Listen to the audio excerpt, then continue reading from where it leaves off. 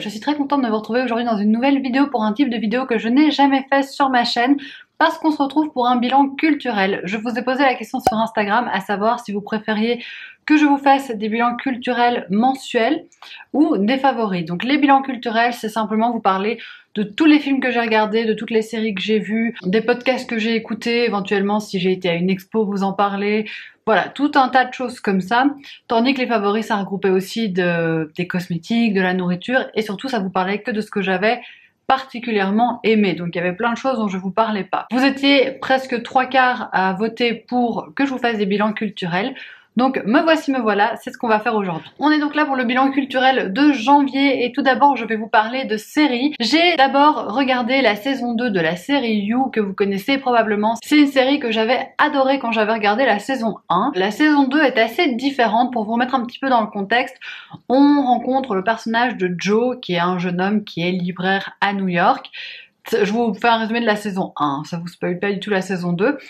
Il est libraire à New York et un jour il y a une jeune femme qui arrive dans sa librairie et il flash littéralement sur elle et il va décider de la stalker, c'est-à-dire de la suivre partout, de la trouver sur les réseaux sociaux et de connaître sa vie avant même de la connaître elle, avant même de lui avoir adressé la parole une seule fois. Et on va suivre comme ça cette relation qui évolue. La saison 2 est relativement différente. Elle part d'un autre postulat, c'est-à-dire que d'emblée on sait que Joe a un petit problème psychologique, tandis que dans la une, il y avait quand même beaucoup de moments où on l'excusait un petit peu de ça. J'ai trouvé la saison 2 très agréable à regarder parce que elle se renouvelle, mais malheureusement pour moi la fin était un peu too much, je trouvais que ça faisait un peu trop. Donc j'ai bien aimé le côté barré de Joe dans cette saison, mais je trouvais que la fin c'était trop et pas crédible pour moi. J'ai été un petit peu déçue par les 2 derniers épisodes je dirais, parce que sinon honnêtement j'ai passé un très bon moment avec cette série. Malheureusement ils vont faire une saison 3 et en fait je pense simplement qu'ils tirent trop sur la corde là. Là je pense qu'il faut s'arrêter. Une saison aurait été amplement suffisante pour moi pour cette série. Je suis pas sûre de regarder la saison 3 quand je vois comment se termine la saison 2. Ensuite, je voulais vous parler d'une série de documentaires que j'ai regardé. C'est les documentaires Netflix sur l'affaire Grégory. J'ai adoré cette série de documentaires. Évidemment, l'affaire Grégory, j'en avais entendu parler. Évidemment, je connaissais plus ou moins les faits. Mais vraiment c'est une série qui est hyper complète, donc vous apprenez plein de choses. C'est composé de plein d'images d'archives, il y en a vraiment énormément, c'est très riche en images, c'est très riche en témoignages aussi parce qu'on a vraiment plein d'acteurs de cette histoire qui viennent témoigner et des 2 parties, parce qu'en fait il y a vraiment 2 parties. Il y a ceux qui pensent que c'est la mère de Grégory qui est coupable et ceux qui pensent que c'est Laroche, Muriel Boll, etc. Mais tout le monde s'exprime et tout le monde a le droit à la parole. J'ai trouvé ça bien, ça maintient un peu de neutralité. Même s'il y a un policier qui intervient qui m'a particulièrement énervé. C'est un policier de la police judiciaire qui explique qu'en fait la mère de Grégory est coupable parce que c'est une femme trop attirante, elle est trop aguicheuse alors qu'elle a perdu son enfant. Ce sont donc des propos extrêmement sexistes et dès que cet homme ouvrait la parole, je m'énervais. Mais à part ça, vraiment, c'est super bien fait, c'est super complet. On voit à quel point les médias ont coulé véritablement cette affaire, à quel point ils en ont fait un véritable fiasco. On voit aussi le rôle que tous les gens de cette famille ont joué, que tous les gens de ce village ont joué, le rôle de la justice qui est plutôt déplorable aussi. Enfin bref, pour moi cette série c'est une vraie réussite. Je la savourais comme une série policière et j'avoue que j'ai été frustrée à la fin de pas avoir la révélation finale, même si j'ai mon point de vue sur l'affaire. Dernière série que j'ai regardée, c'est The Morning Show, c'est une série Apple TV avec vraiment un casting 5 étoiles parce qu'on a quand même Jennifer Aniston, Reese Witherspoon et Steve Carell dans la série, donc casting plutôt cinéma a priori. C'est une série hyper intéressante parce que c'est une des premières séries qui traite de cette thématique, je pense. Cette série va parler de harcèlement sexuel dans le milieu de l'information.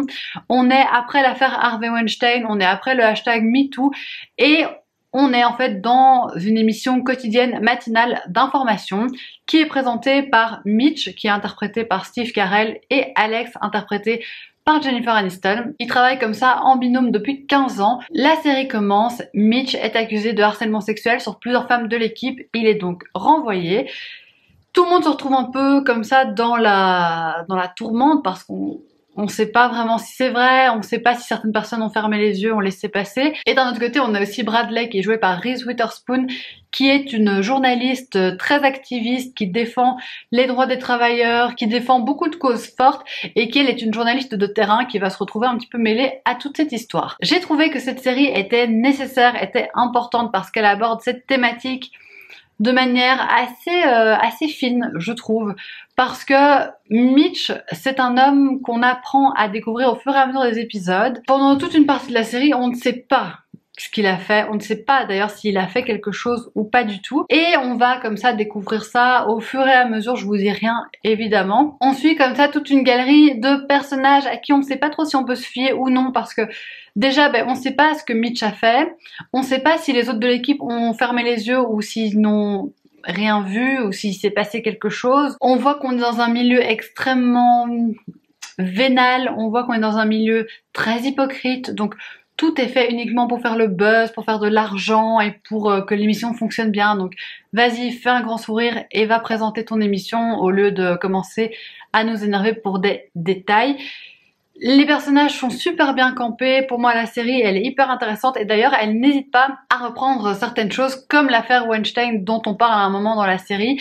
J'ai trouvé ça très actuel. J'ai trouvé ça pas mal engagé. Et c'est une bonne série que je vous conseille. Les acteurs sont vraiment bons. J'ai passé un très bon moment. S'il y a une deuxième saison, je la regarderai avec plaisir. Et sinon, en termes de série, je suis dans Friends que je termine. Là, j'ai presque terminé, mais pendant le mois de janvier, j'ai regardé toute la saison 9 et une partie de la saison 10, donc j'ai presque fini. On va passer maintenant aux films que j'ai regardés. Il y en a pas beaucoup parce qu'il y a aussi des films que j'ai revus, que j'avais déjà vus. Dans les nouveaux films que j'ai vus, il n'y en a que 2. C'est vraiment pas beaucoup, mais bon, ils étaient très bons, donc je voulais quand même vous en parler. Le premier, c'est Parasite, c'est un film coréen qui a eu la Palme d'Or à Cannes en 2019, et j'avais envie de le voir. Je vous avoue que j'avais un petit peu peur de le voir parce que j'avais peur que ce soit un film très lent, très calme, et on n'est pas du tout là-dedans.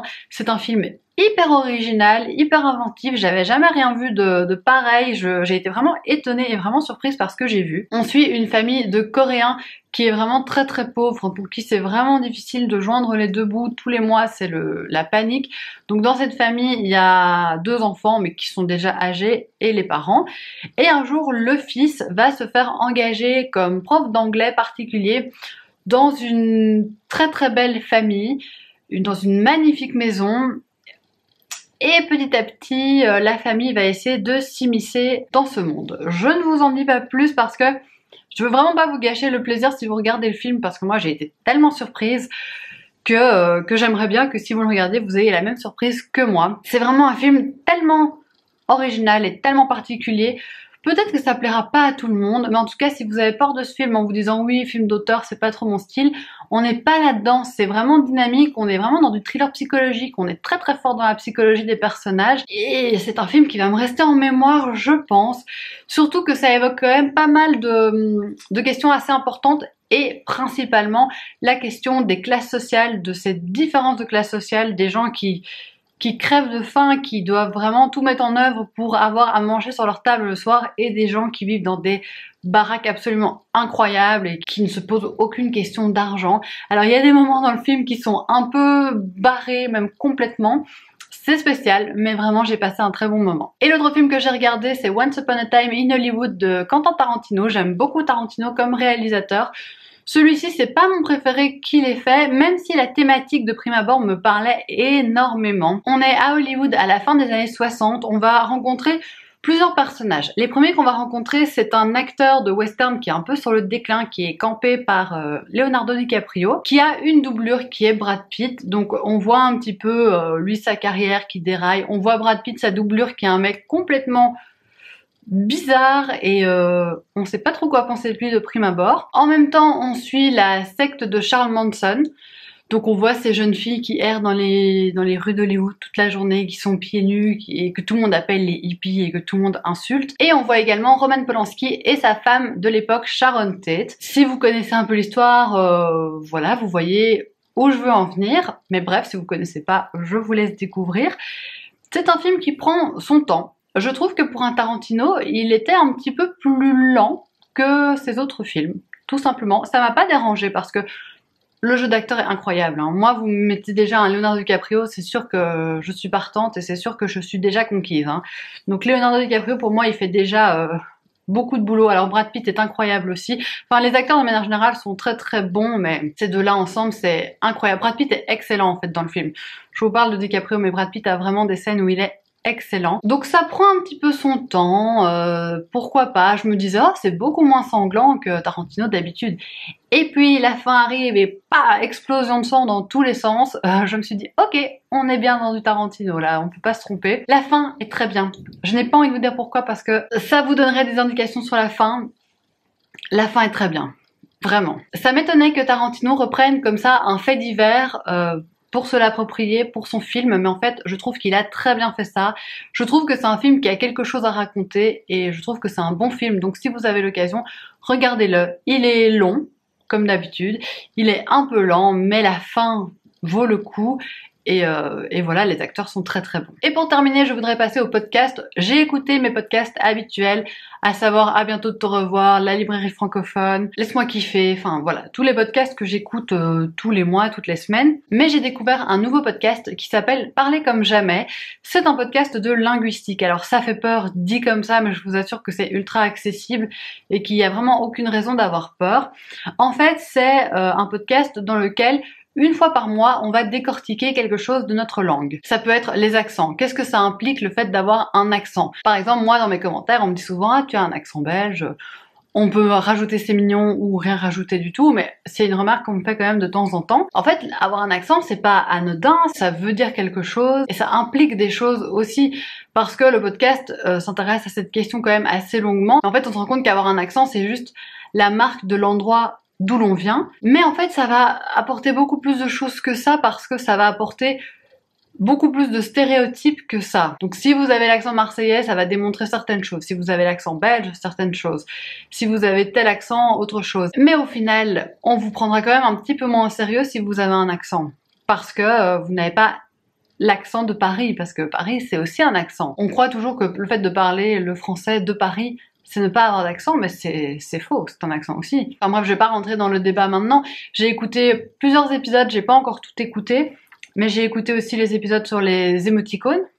J'ai écouté aussi l'épisode sur les langues mortes, le latin, le grec. Enfin bref, c'est un podcast qui est super intéressant, qui me replonge pas mal dans mes cours de linguistique de l'université. Je me rends compte qu'il y a quand même pas mal de choses qui sont restées dans ma petite tête et je le trouve vraiment vraiment intéressant. Ça explique les choses de manière très claire, très simple et ça permet d'avoir des réflexions quand même pas mal intéressantes. Et voilà, c'est tout pour cette vidéo. J'espère sincèrement qu'elle vous aura plu, que peut-être je vous aurai donné envie de regarder, d'écouter certaines des choses que je vous ai présentées. Et moi je vous retrouve très bientôt dans une prochaine vidéo. Gros bisous!